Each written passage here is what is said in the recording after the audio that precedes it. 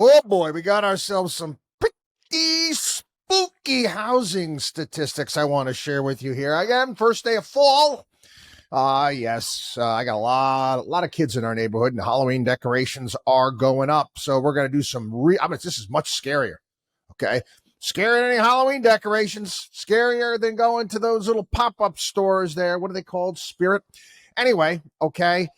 Um, According to Fannie Mae calculations, it would take one of three things or a combination for housing affordability, to get back to where it was between 2016 and 2019. One, the median price of a single family home would need to fall 38% to $257,000 from September's $414,340.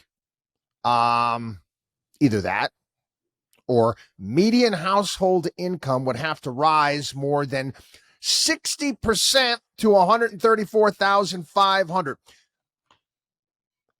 Or the mortgage rate would need to fall to 2.35%.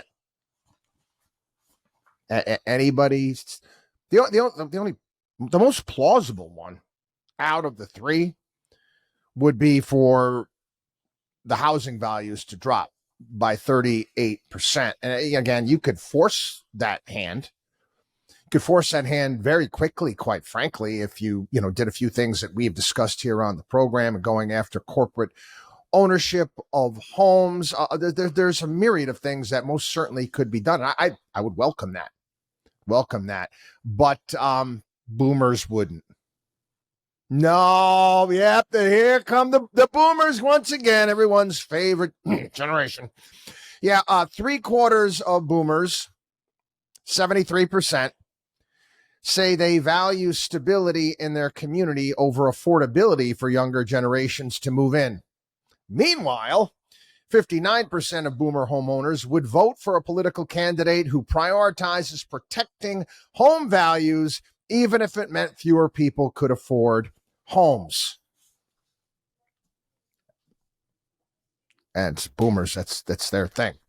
Again, it never affects a client. We don't. It's one of the things at Markowski Investments, when it comes to putting together people's entire financial portfolio snapshot, whatever you want to call it.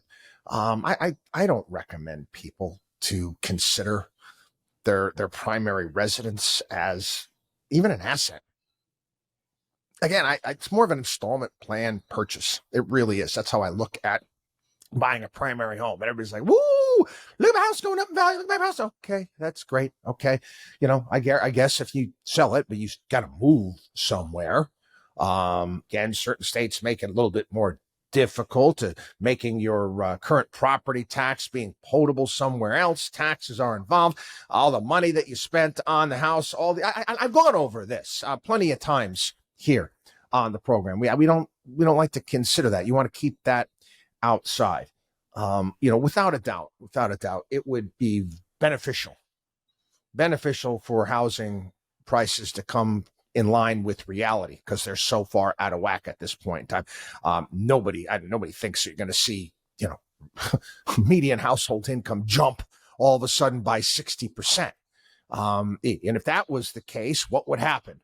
They'd be talking all sorts of stuff about wage inflation. Then what would happen to interest rates? They would skyrocket. Oh my God, inflation's got to control. We're going to get wage inflation here. Mortgage rates going down to 2.35%.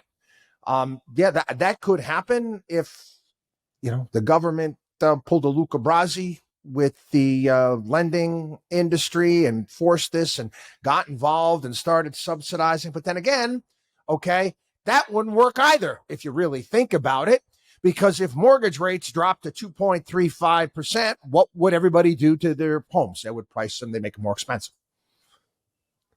You would have to, if the government, forced to hand mortgage rates down like this, or even if they didn't, you would have to also put a cap on what people can sell homes for. You understand the problem here? This is this big steaming pile of excrement that we're dealing with, yeah, that's all comes from our government spending more money than we should and printing too much money. That's actually what would solve the problem. Getting our fiscal house in order would help. WatchDog on wallstreet.com.